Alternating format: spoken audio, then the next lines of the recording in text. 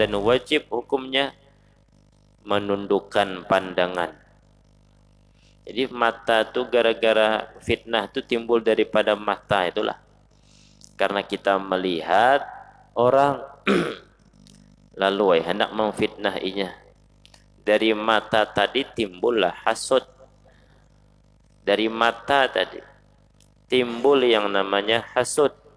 Karena melihat orang mendapatkan kenikmatan yang tidak ada pada diri kita.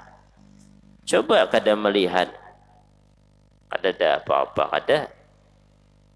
Karena telinga sama juga. Coba kada mendengar, tidak ada apa-apa kada. Tapi karena melihat orang itu nak bertukar benda-benda hanyar, tas-tas hanyar, sepatu-sepatu hanyar, baju-baju hanyar. Kita tiap minggu yasinan, ibu-ibu ngintu aja bajunya. Kada bisa berubah. Maklumlah abahnya mapas rezekinya. Cuman kawan yasinan ini berubah terus. Baju tuh harat-harat. Melihat timbullah di hatinya hasud. Mendengar timbullah di hatinya hasud. Padahal laki kada tapi berduit. Akhirnya minta kepada laki. Paning pulang kepala laki memikirkan. Duit baju bebinian ini kada sedikit duitnya. Banyak duitnya. Nah otomatis gara-gara itu kita maulah laki paning. Minik yang laki pulang mikirkan. Mikirkan tagihan tadi. Itu gara-gara apa? Pandangan tuh bang. Pandangan. Maka wajib menjaga pandangan. Aku sebutkan kata beliau 3 dasar yang cukup. Dasar pengambilan daripada ayat Al-Quran. Salah satunya ialah maqala Allah subhanahu. Apa yang telah dikatakan oleh Allah subhanahu wa ta'ala. Qul lil mu'minina yaghuddu min absarihim. Katakanlah wahai Muhammad lil mu'minin bagi orang-orang mukmin. Yaghuddu min absarihim. Hendaknya mereka itu menutup daripada pandangan-pandangan mereka. Bahasanya tuh lihat min absarihim. Padahal pembahasan itu mata. Tapi Allah itu mengatakan menutup daripada pandangan, penglihatan mereka. Karena kada mesti menutup pandangan itu harus menutup mata. Kada mesti menutup pandangan daripada menutup mata. Boleh je nundukkan kepala, melihat ke bawah, kada melihat sesuatu yang diharamkan. Itu pun menutup pandangan sudah. Boleh jadi mengubah ke pandangan lain, itu pun menutup pandangan.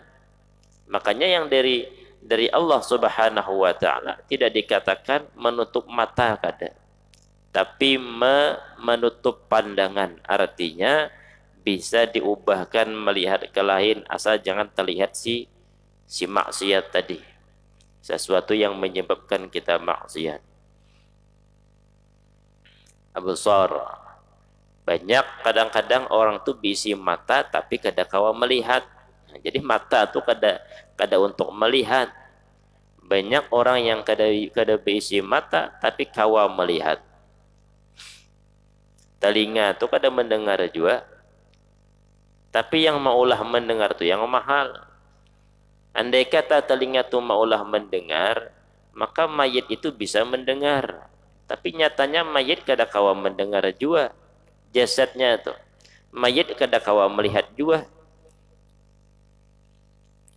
Mayit kada kawa juga berhinak. Padahal hidungnya ada. Kenapa kada kawa berfungsi? Hidung, telinga, mata. Karena rohnya itu diambil oleh Allah. Nah, rohnya yang diambil oleh Allah. Mesin roh ini diambil. Walaupun ada telinga kada berfungsi. Walaupun ada hidung kada berfungsi. Walaupun ada jantung, jantung tidak akan berdetak. Walaupun ada yang namanya mata, mata tidak berfungsi. Makanya yang dimaksud itu absar, penglihatannya. Tapi berapa banyak orang yang tidak bisa, yang tidak punya penglihatan, tidak punya pandangan, tidak punya mata tapi punya pandangan. Tidak punya mata tapi punya penglihatan, yaitu penglihatan mata hati.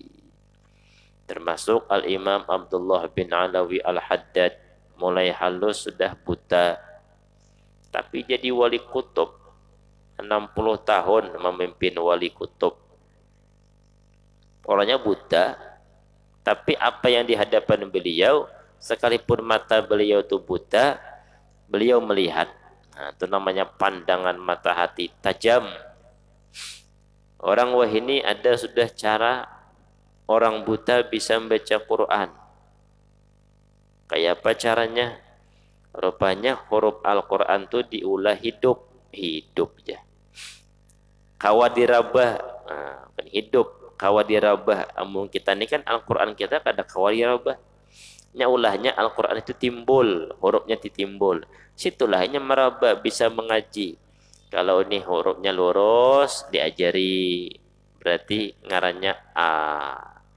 Di hati pulang baris hari. Bila barisnya di atas seperti ini, U.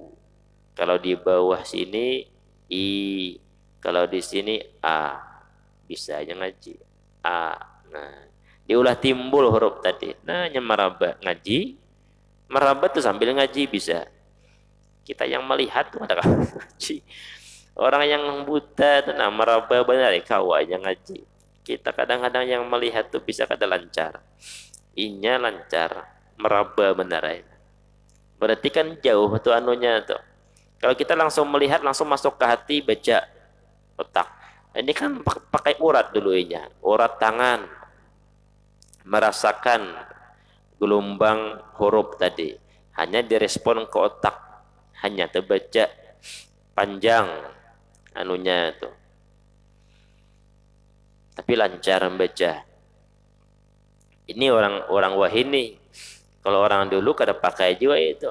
Imam Al-Haddad, Imam Ahmad bin Hasan Al-Attas. Beliau murid anak angkat daripada Al-Imam Zaini Dahlan, Mufti Syafi'iyah kota Mekah,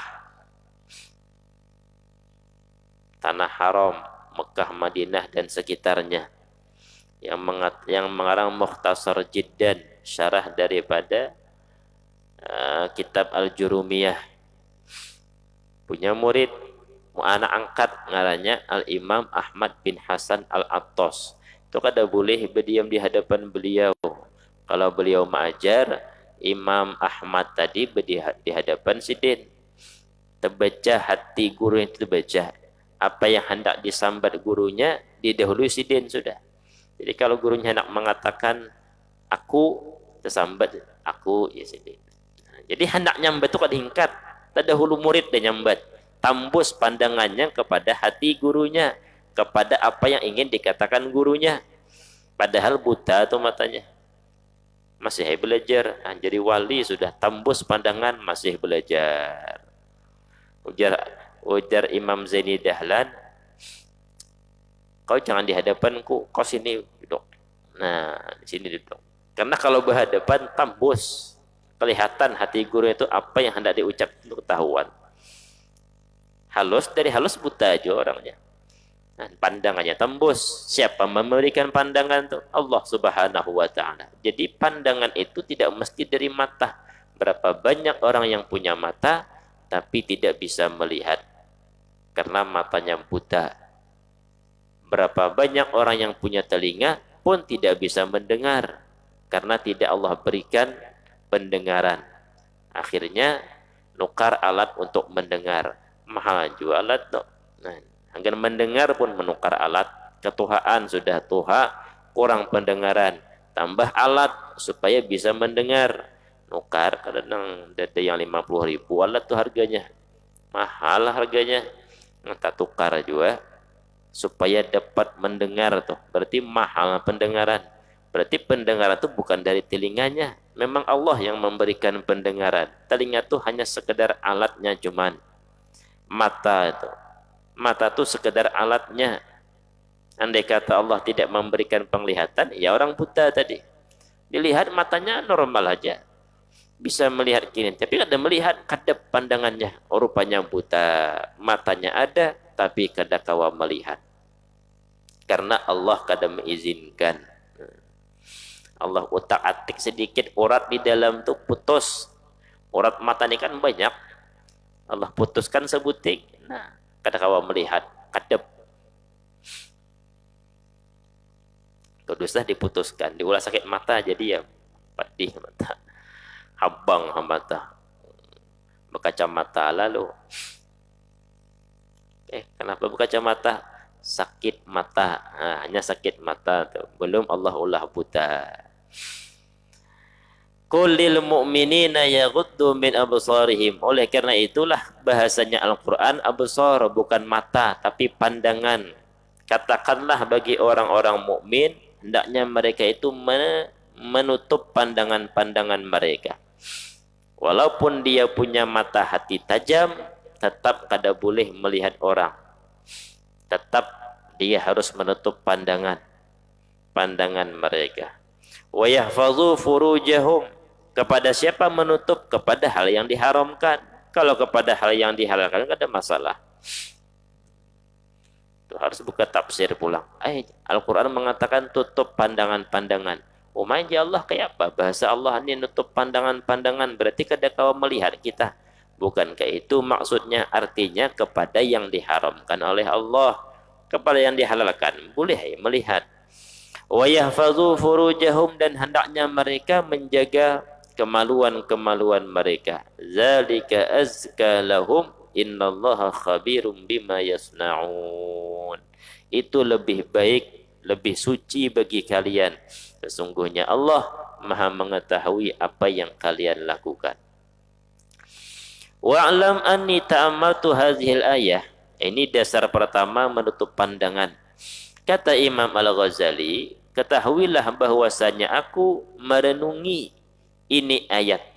Sedikit ayatnya itu direnungi oleh Imam Al-Ghazali, faizan tiba-tiba fiha ma'aqisariha salah satu ma'anin azizah. Aku mendapatkan bersama dengan ayat yang pendek tersebut tiga makna yang agung. Tiga.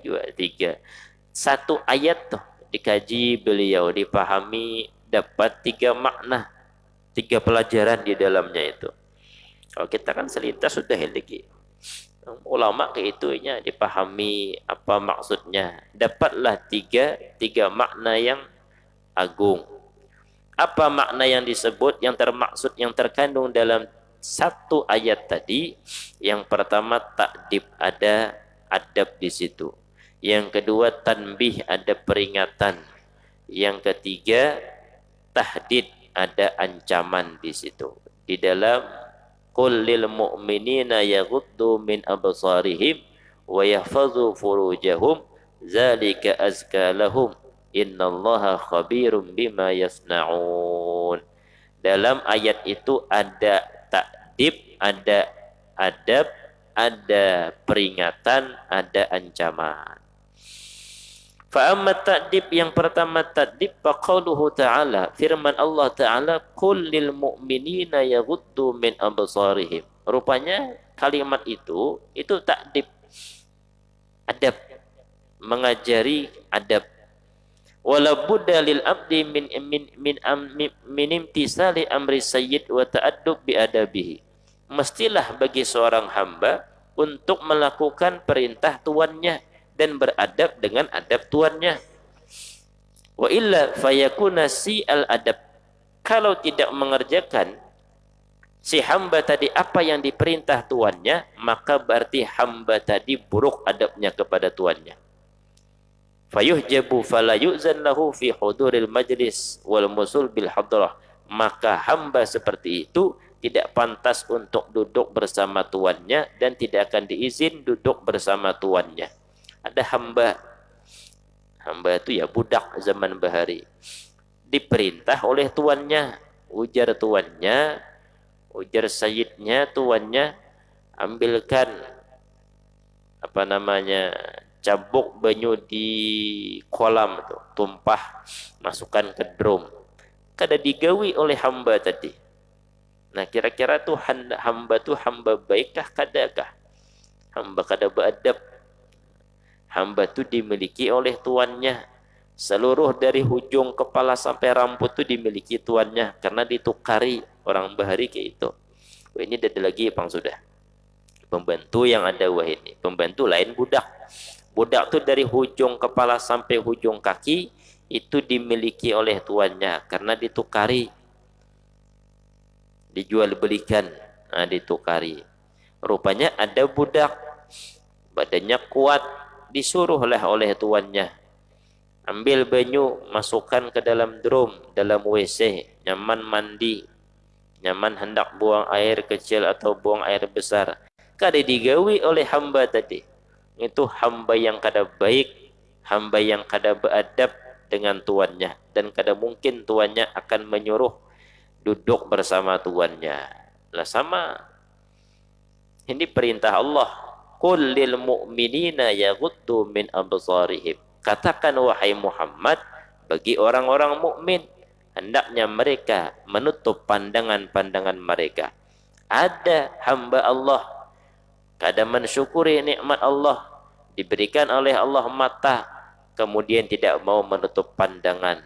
Nah, melihat apapun sepuasnya apa yang diharamkan oleh Allah. Apa yang diharamkan oleh Allah dilihat. Melihat aurat perempuan lain, melihat ini, melihat itu, atau fitnah mata, atau menggibah daripada mata, bisa juga mandang orang sinis. Nah, itu kan gibah mata. Nya kada berbunyi, kada muntungnya, cuman mata pandangan sinis itu gibah sebenarnya. Menganggap orang tuh entah apalah seperti itu. Mandang orang tuh sinis, seakan-akan bahasa mulutnya, siapalah engkau ini? Apalah engkau ini? Nah, itu orang sinis. Pandangannya itu berkata-kata di situ, sekalipun mulutnya tidak. Itu namanya pandangan maksiat. Bermaksiat berarti kepada Allah. Nah, jadi walaupun dia punya pandangan, tidak mau menutup pandangan tadi. Pandangannya dibuatnya bermaksiat kepada Allah. Berarti itu hamba kada beadab. Kada tahu inya yang maulah dirinya Allah, yang memberikan napas Allah, yang memberikan pandangan Allah, sehingga matanya berfungsi kawa melihat. Tapi perintah Allah, qul lil mu'minina yaghuddu min absarihim, kada digawinya. Itu berarti kada beadab, kada pantas duduk bersama hadrat Allah Subhanahu wa taala. Hanya taubat itulah paling awal. Setiap ingin beramal ibadah, ingat, hendak sembahyang ucapkan dulu istighfar. Segenapa istighfar? Supaya kita bisa duduk di hadrah Allah. Karena ketika kita ingin sembahyang, solat berarti hendak mendekatkan diri kepada Allah. Padahal kita tadi melihat apa-apa yang diharamkan Allah, dan kita belum minta maaf. Mana mau Allah mendudukkan kita di hadapannya.